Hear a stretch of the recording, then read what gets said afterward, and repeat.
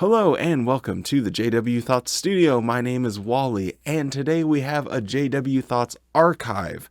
I know I said I was going to be releasing the Elder video, but production on that is turning out to be a little bit slow due to various circumstances. So we are going to go back and look at one of the first videos. I think it was in the top 5 first videos I ever made and put together. And I'm going to upload that, and you guys can enjoy. But I will be here on the weekend to do a secret recording of how elders are actually chosen. Anyway, thank you guys so much for watching. Don't forget to like this video and subscribe. It helps it get out to more people on YouTube, and I appreciate it. And if you appreciate me, I would appreciate you subscribing. That was terrible. Let's run the video.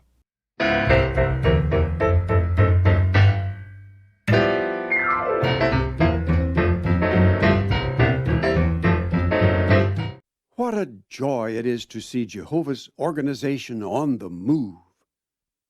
Not only is the increase seen in the numbers of those proclaiming the acceptable year of our God, but it is also evident in the quality of their preaching activity. How extensive is your personal share in these blessings from Jehovah? Are our hearts filled with pleasure at the part we have been privileged to play individually? Or do we think of what might have been done? There are many such like individuals in Jehovah's organization today, whose service and monetary contributions are not so whole-souled. How many have an apathetic view of the work, not feeling for one reason or another the need to exert themselves vigorously in the service of the King? Do not loiter at your business. Be aglow with the Spirit, slave for Jehovah. To slack off in our sacred service in this final part of the days, being satisfied with only a token share, is to invite disaster.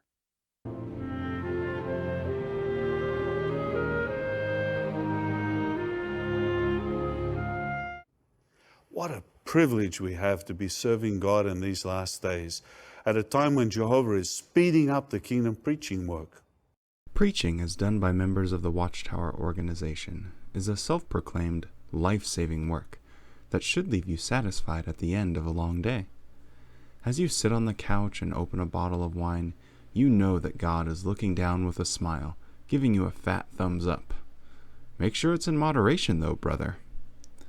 Even though God was watching and knows exactly what you did in His work, it is necessary to report what you did to the Holy Watchtower, keepers of accurate records. So get that calculator out and add up that time, you hard-working pioneer. Just remember, as demonstrated in the Bible, God loves accurate records, so be honest. So let's see, I started the day at about 7. Oh God, the weather was terrible. I did not want to go out in early morning witnessing. But, you know, we do what we gotta do. So let's see, I was there on time. Right at 7 o'clock as usual, but waiting around for everyone else. Man, what time did they get there? Not till about 7:15. I don't think we even made it to our first bus stop till about 7:30. So I guess my time starts at 7:30. Well, at least that first person I talked to was pretty friendly. Got to read him a scripture and everything. Let's see, then it was about 8 o'clock and everyone wanted to go get coffee. I don't know why they couldn't just have coffee at home, but it was fine. Then we hit a parking lot on the way back, I believe, so that was pretty good. And then we had to get back on time for the meeting for service. Man, I can't figure out why people aren't all more prepared during the meeting for service.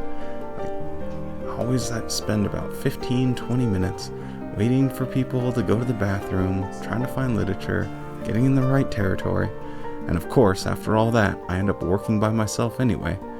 So let's see, I was back out in the territory probably by about 10, made a few calls. It was nice, had a nice return visit as well, and then I met up with the group, but then of course, they wanted to go for a break at 11, so then we took a break at about 11 o'clock, and then we got back out to the territory probably about 11:30 or so, I think, yeah.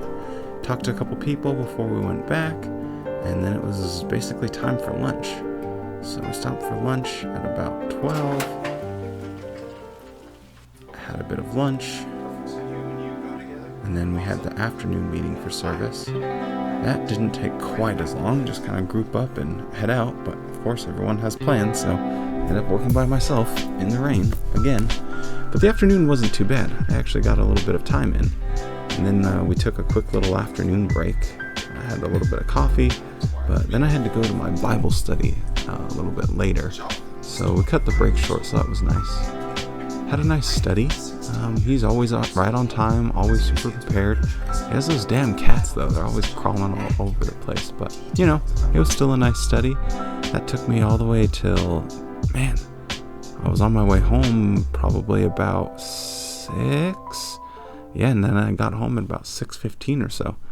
So that's an hour 15 early morning, an hour and a half in the morning, 2.5 hours in the afternoon. So that gives me 6 hours and 45 minutes. I'll round up to 7. Wait, so I was gone for 12 hours, but I can only count 7? Pinky, are you pondering what I'm pondering? Well, I think so, Brain. But pantyhose are so uncomfortable in the summertime. Hello, and welcome back for another episode of A Jehovah's Witness Tries. And as you can tell from the opening, we are talking about the problem with counting time. Now, if you've never been one of Jehovah's Witnesses, you're probably like, what do you mean by counting time? Time is already pretty well accounted for. No pun. Well, we'll take the pun. It is pretty well accounted for. You have hours, you have days, you have seconds. We kind of know how to count time. But what exactly do we mean by counting time? Well, whenever a Jehovah's Witness spends time in the preaching work, that's going out trying to convert people to their religion, they basically have a stopwatch that they kind of start and stop whenever they're engaged in the preaching work. It's not a literal stopwatch. We'll get into it a little bit later. But they try and keep track, because then later on they can publish and say, well, worldwide we spent 1 billion hours in the preaching work, or 800 million hours. I forget what the number is these days. But the reason that they sort of give is, hey, it's important to keep track of it, because, you know, whenever we publish the reports about it, everyone can be encouraged. Like, oh, look, this is a worldwide effort. Everyone's involved. We're spending millions, if not billions, of hours in the preaching work, and you can be a part of it too. So I understand that from, I guess, like a marketing standpoint. You want to be part of something bigger, and so you want to get your little pie in there. So anytime you see a Jehovah's Witness and they're walking down the street, they are counting that time. Now the funny thing is how the Watchtower organization cannot help themselves but to come up with ridiculous rules that just span the spectrum. Oh, he's leaving. Okay. And they just have to make a rule for every single little thing that's going on there. Sorry, he's about to jump, and okay, he's gone. So whenever they have an opportunity to make a rule in order to make people's lives slightly more oppressive, I guess I can move my microphone over now, they certainly will. So they have, you know, the reasons for counting the time, and then they also have the rules. So that's what I'm basically going to be going over right now. And I was a pioneer, which that's someone that basically promises that they're going to spend 70 hours every month, or 840 hours during the course of a whole year preaching. And that's going to become important later.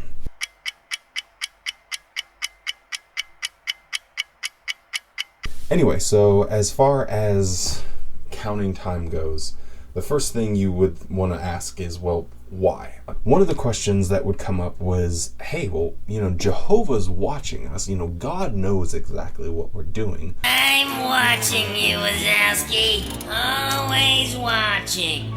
Why do I have to report it to the Watchtower? So the answer that they give comes out of, I think I have it. Hold on. This book right here, Organized to Do Jehovah's will. I think they might organize to do God's will or something like that. Anyway, whenever someone becomes what's called an unbaptized publisher, they receive a copy of that, and it's kind of a condensed manual that they can reference if they would like to be informed about some of the rules and this, that, and the third. So the answer that that book gives when they bring up the question, well, God knows, why do we have to keep track of time? They say, true, Jehovah knows what we are doing and is able to judge whether our service is whole-souled or just a token of what we are really able to do. So, yep, God's watching, and he definitely knows if you're half-assing it and only giving a token service. So you need to make sure you're on point. And then it continues a little later. Remember, however, that Jehovah recorded the number of days that Noah spent in the ark, and the number of years that the Israelites journeyed in the wilderness. And then it gives a couple more examples, and then it finishes with, he inspired this written record of what took place, making clear to us his view of keeping accurate records. This is funny to me because if you just whip out the old Bible and you go to Genesis and you try and work out, okay, how long did it rain? How long was the water on earth? How long was he in the ark? It's a mess. And there's so many different problems with it. So I won't go over those right now. But needless to say, the fact that they use this as an example of how much God cares about accuracy is absolutely hilarious. We can look back into that organized book, and it kind of gives us a better indication of what's really going on here, because it's like, oh, well, God likes accurate records kept. But there's a little bit more to that story. So it continues. At times, reports may indicate that certain aspects of our ministry need particular attention. The figures may show that while there has been progress in some activities, other areas, such as publisher increase or growth, have slowed down.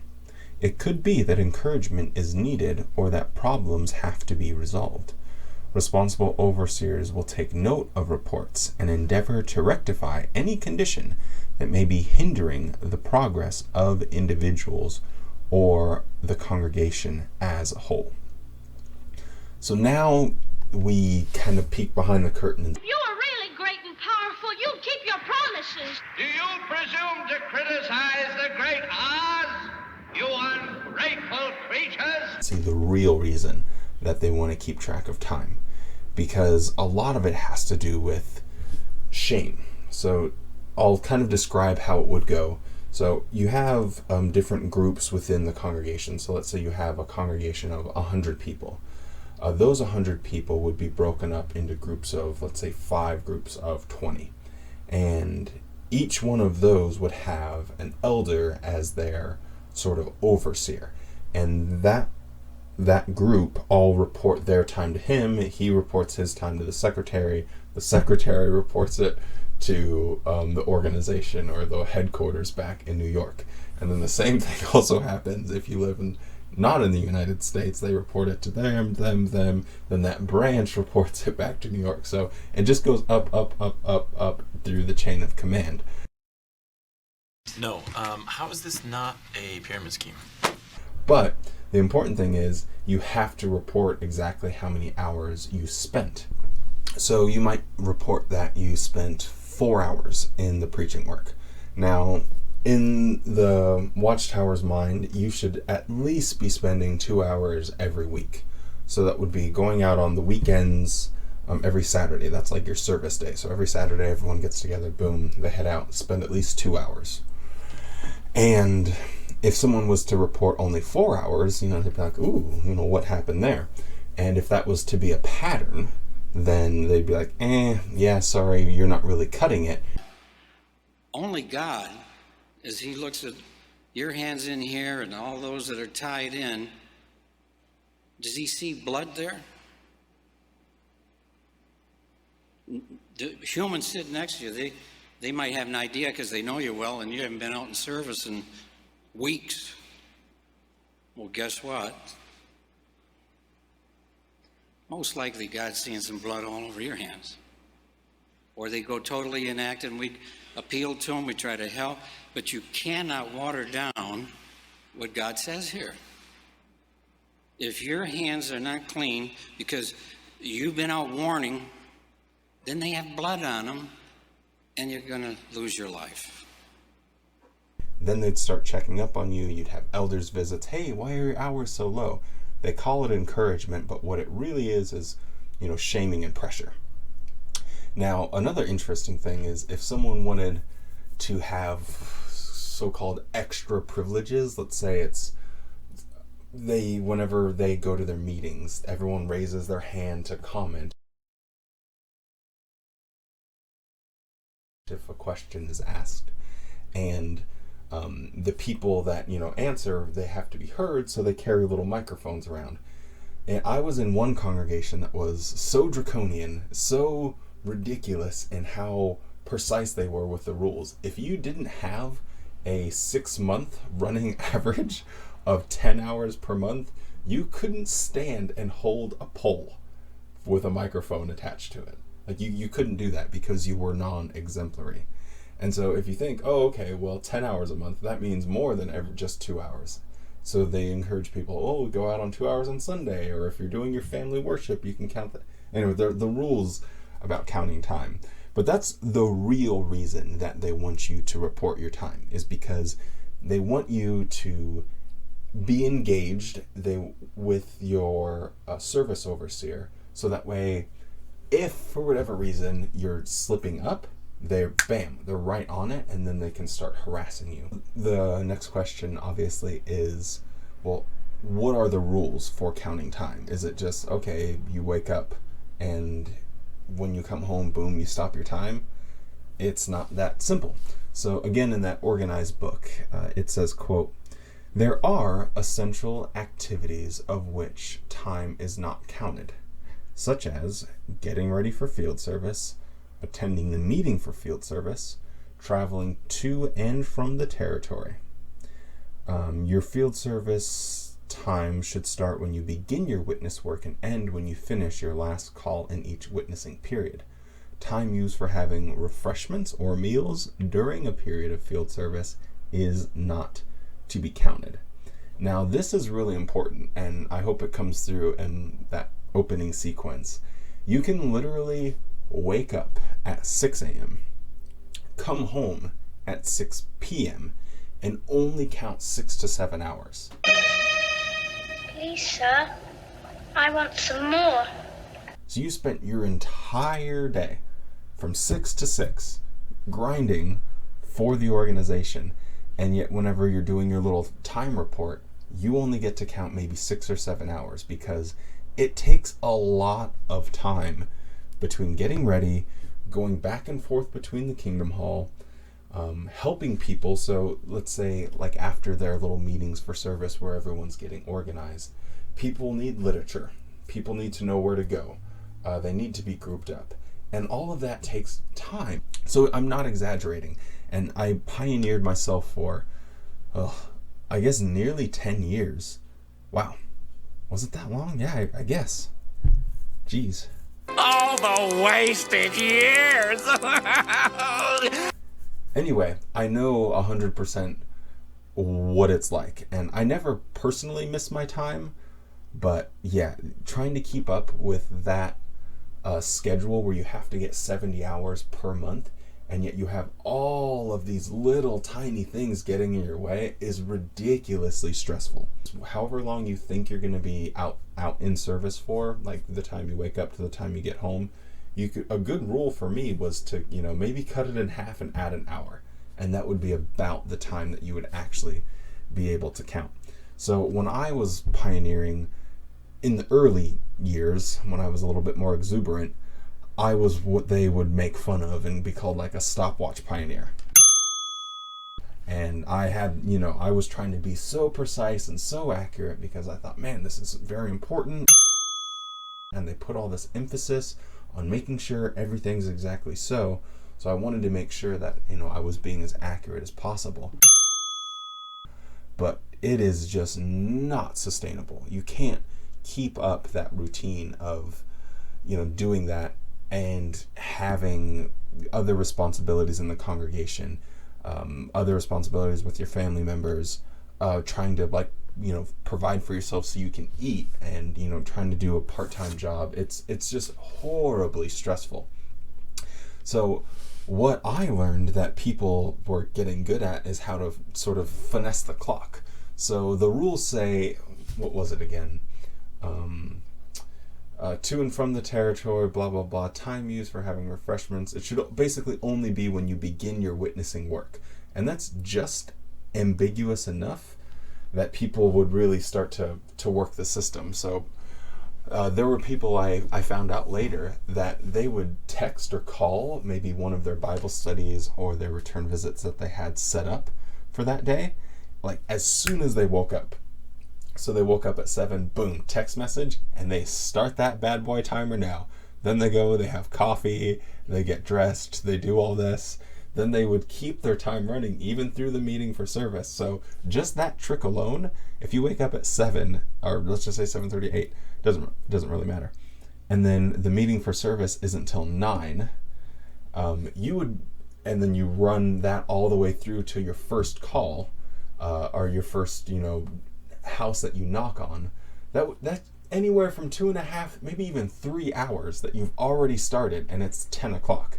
Now me, on the other hand, being that stopwatch pioneer, I woke up at 6, got to the Kingdom Hall, no one showed up on time. It's 7:30. Then we took a break, stopped my stopwatch there. Then we went to the meeting for service. I only counted an hour and a half, and I woke up before that person, was preaching before that person.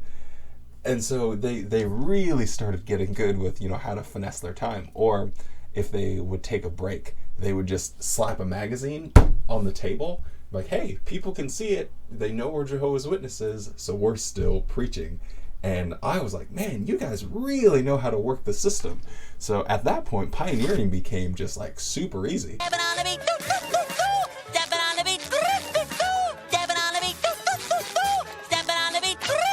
Like if I didn't feel like going out in the afternoon, I could just go to a coffee shop, read a book, slap a magazine on the table, and I was just like kicking it, and no one would know the difference. If anyone asks, oh, what are your plans for the afternoon? Oh, I got a Bible study to go on, or whatever. And then in my mind, I always thought, okay, well, the rules for pioneering, they're very stringent. They're, you have to make your time. If you don't, you gotta lick the toilet bowl and paint the Kingdom Hall by hand or some. But apparently it wasn't the case. So when I moved congregations, there was someone that said she was pioneering for 20 years and never once made her time.